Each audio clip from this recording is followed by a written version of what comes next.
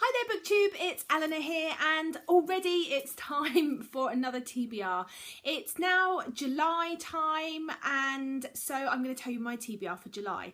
It's still quite big, but it's slightly smaller than previous months because I am over the summer going to try and do slightly smaller TBRs so that I can pick off my shelf and pick at whim, really, because I quite like the idea of that for a little bit. I am by nature an organised and very structured person. I love lists, I love ticking things off lists, and that's why TBRs work really well for me, and generally that's what I try and stick to. But I have noticed recently that I've wanted to sort of pick things off the shelf, and I don't want to deny myself that, so I am doing a TBR which is mainly buddy reads and a couple of review copies, and then I am going to be just picking as and when I want. So I'll take you through the buddy reads and the review copy, and I will pick from my trusty jars for the month, and then as we go along the month I can tell you a bit more. So first book is the book that Sam from Cold Tea and Crumbs has picked me. Every month Sam picks from 3 books I send her a picture of, and this month I sent her a picture of 3 YA contemporary books because that's what I'm feeling like, and she picked Drop by Kate Everson. This is a book that was in my recent Walker Fiction Fest haul.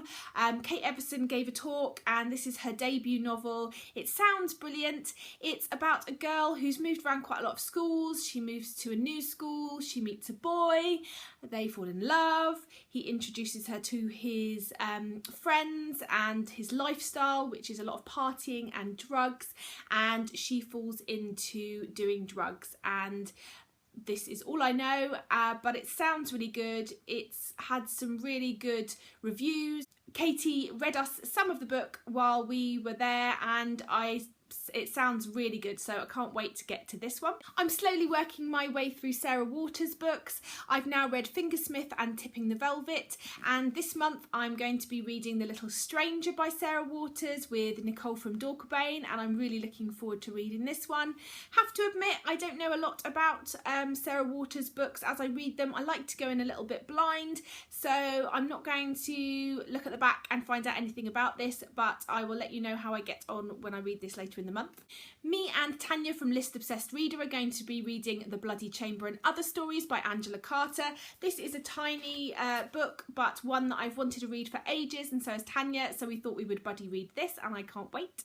Both Patty from I Smell Books and Yamini from Skeptical Reader and myself have decided that we're going to read The Vor by B. Catling this month. I don't know much about this. It's a fantasy story. It's meant to be brilliant. It's, I think, set sort of near a weird, wonderful, mystical forest. I don't know much about this, and again, I'm quite excited to go in blind, but I think we all decided that this might make an interesting buddy read, so I'm looking forward to reading this with them. Laura from Book Nomming and myself have decided this month that we're going to read The Longest Ride by Nicholas Sparks. I love Nicholas Sparks' books. They always make me cry. I love the films that go with them. My favourite film growing up, which I watched nearly every weekend, was A Walk to Remember with Mandy Moore. I loved that film so much, and I haven't read any of his books for ages, and I'm really excited to read this so I can then watch the film, so I'm looking forward to reading this with her.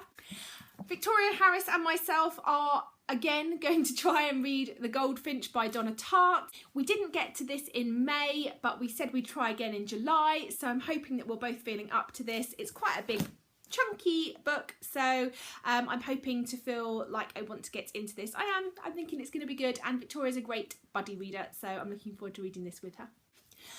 With a subscriber called Lydia, we have decided to read Ancillary Justice by Anne Leckie. I can't wait to do this buddy read.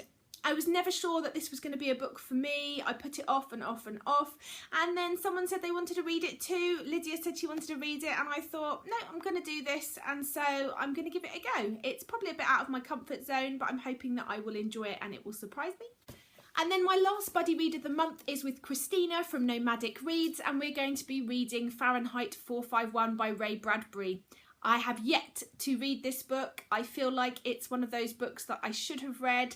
It seemed to have passed me by. It wasn't one that was on my school syllabus, which seems to be when a lot of people read it. So it's a small book, but it's one that I think I really will enjoy and one that I really want to read. So I was excited when she decided that she would reread this along with me reading it for the first time. So I'm excited to get to this one. I lie, there is one more buddy read. This is on my Kindle, but myself and Michelle, who I read the After series by Anna Todd with last month and we just loved, have decided to do another buddy read. She was a great buddy reader. It was great to be reading along with someone. So I'm really excited. We've picked a trilogy, but we're definitely going to start with the first book and then see how we get on. But we're going to read The Immortal Rules by Julie Kagawa. I haven't read this series. It's vampires and all sorts of exciting things. So I'm looking forward to getting this and reading this with her. One book that I really want to, or I will be definitely getting to this month, is Did I Mention I Love You by Estelle Mascame. I am part of the sort of blog vlog tour for this, so I will have a review up early in the month. I'm really excited. This is sort of a contemporary story. I think it's about a girl who goes to live with her estranged father in LA. He has 2 stepsons and I think maybe she falls for one or both or something like that. So I'm very excited to read this and let you know my thoughts in the beginning of the month. So watch this space for my review on that. And now for the picks from my jar. This month I'm going to pick from my BookTuber Recommends and my Diverse Reads books, because I don't feel like I've got many diverse books or any diverse books potentially on my list for this month. So I'm going to pick from both of these. First, my BookTuber Recommends.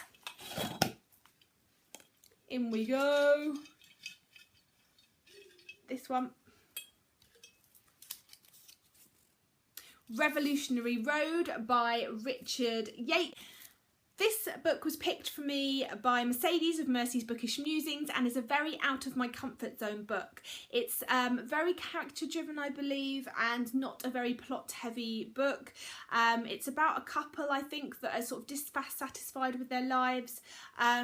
But I'm going to read it and, you know, it's good to read things out of our comfort zone. And as proved this year, I found some hidden gems and some books I wouldn't have tried otherwise. So I'm excited to get to this one. And then for my diverse book,